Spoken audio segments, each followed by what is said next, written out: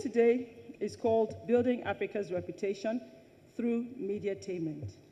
And I asked myself first, what is mediatainment? So I broke it into two. I guess it's media and entertainment. And all I thought about was what informs somebody's reputation? What's your reputation as a person, and what's your reputation as a country? And the truth of the matter is, if anybody talks about Africa, or Nigeria in particular, what comes to mind, especially in the international community? People look at us, and the first thing that comes to mind is despair, poverty, famine, children that are malnourished, lack of education. Everything negative pops up. Because that's the reputation that we project to the world, or the reputation that the world has chosen to write about us, and we have allowed them to carry on with that narrative. So the question I ask myself is, why is it that we continually have this reputation that is so negative? Whereas in reality, if you look at us as a people, we're a people that are known for our culture, for our heritage, for our music, for our art, for our colors. We're a very vibrant nation. Our food, our clothes, everything about us depicts creativity from time immemorial. But sadly enough, as a group, we haven't been able to harness this and put it together for the world to consume. Now, if you do the flip and you ask yourself, what is your perception of America or the Western world? What comes to mind is, these are people who are very developed. They project themselves as being the best. Americans, the Western world, they've been able to package themselves in such a way that everybody believes that they're the best thing since sliced bread. I mean, America calls itself the greatest country in the world. I always ask myself, what is the yardstick for becoming great? How do you determine you're the greatest? There are countries, if you look at the Human Development Index that the United Nations puts together every year, America is not number one. They're never in the first 5. But the narrative they choose to tell all of us every day is that we are the greatest, the most powerful man in the world. Who makes Donald Trump the most powerful man in the world? It's a question of perception, and it's a question of how you want to be perceived. If they were so powerful, how come Russia is making a mockery of them today, and also China and Little Rocket Man in North Korea? Surely they can't be that great. So it's all a question of packaging. So if we bring it down home to Nigeria, we ask ourselves, why is it that we haven't been able to package our food? We have incredible food in Nigeria. You turn the bend, you go to any country in the world, Chinese food is all over. Indian food is all over. Americans have been able to sell to us the nasty burger as food. And everywhere we all go, our children want to buy a McDonald's or a KFC. These are horrible, horrible food that poisons the system. Meanwhile, we have incredible food. Nobody's looking at this. They're not looking at the potential of Nigerian food being a serious revenue earner. The same goes for our art. It was mentioned here earlier that Nigerian art is being sold all over the world now in millions. And then one we just got sold last month at Bolanle's art auction for £1 million. Now, this same art has always been with us. When the British looted the Benin Empire, the Oyo Empire, and took all our art away from Africa, we would ask ourselves, okay, is it that we don't have art remaining in Nigeria? We still have a lot. It's all sitting there. I've been to the museum at Onikon. We have hundreds of thousands of art sitting there. But you know the difference?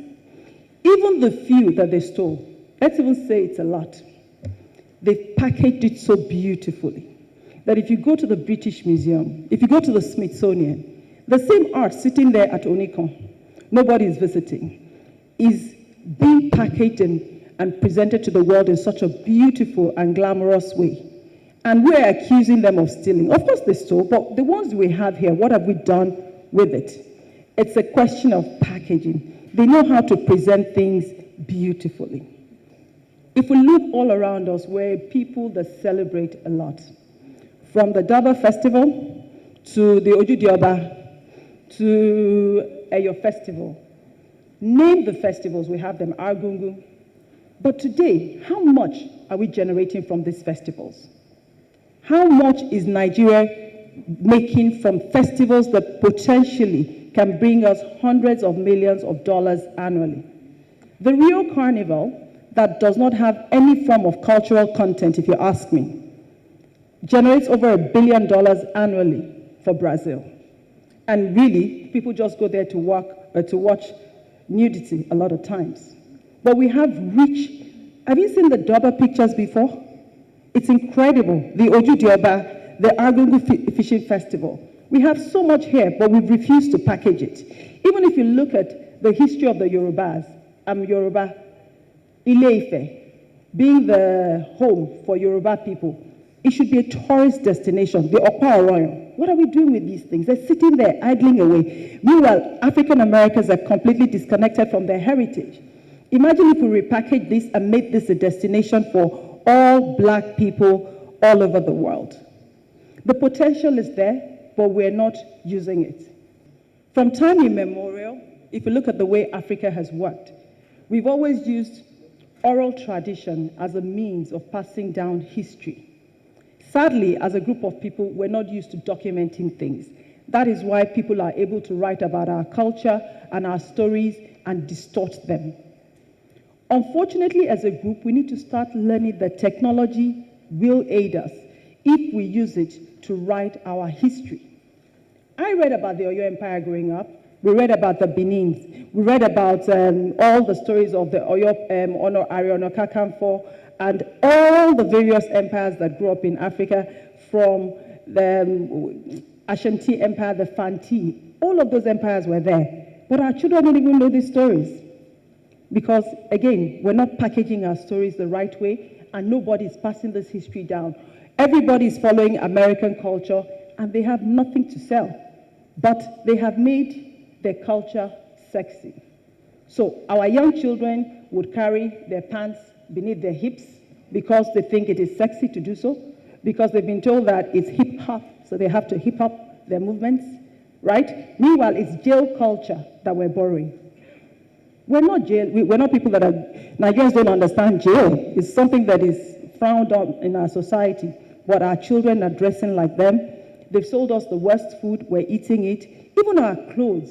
Somebody mentioned it earlier. They are adires, they are showcase, they are quartes. We can use these things to create jobs and to create sources of revenue for our young people and skills. But they're always still there. Nobody is using them. Nobody's talking about them. Every single one of us will wear Western clothes. Look at the Indians. Indians, Arabs. Arabs are always in their white flowing gown. Everybody looks the same. Africans, our men, they're in ropes every day in this heat, wearing ties. It's not us.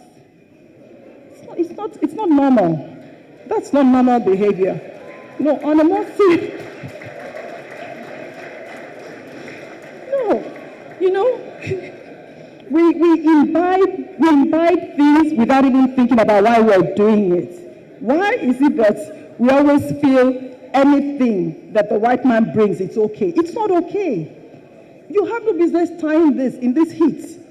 You know, I'm wearing suits. I can't wear a jacket. I think it's anti-human to wear a jacket in Africa because the climate does not allow for it. That's why we wear robes. Why are you all in suits? I was trained as a lawyer, and I didn't understand why, as a lawyer, I had to wear black in Africa. Black conducts heat. As a group of people, we should wear colors, bright colors, because it deflects the sun, the heat from us. But we just go, we follow. If they say follow, we go. Especially if it's Oyinbo's telling us, we just follow. Like, it's almost like we have a Mumu syndrome thing going on. It's not nice.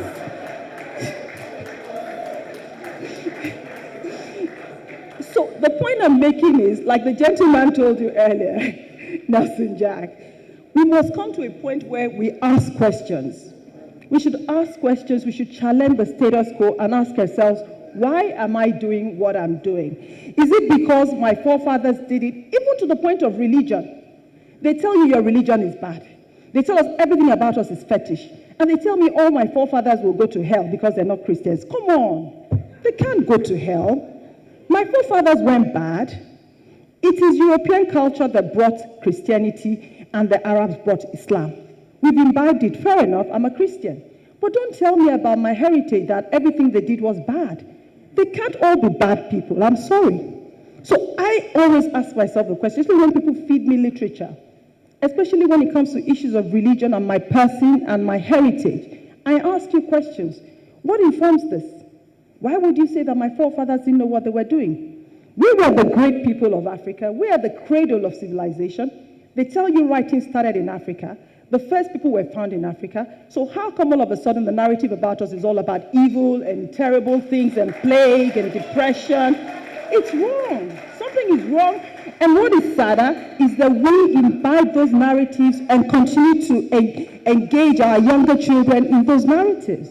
We're kings, we're queens, we're people of great heritage. And we need to start imbibing that and changing our mindsets and knowing that we can do everything the white man is doing if we allowed ourselves to soar and if we started challenging things that do not make sense to us here as a people.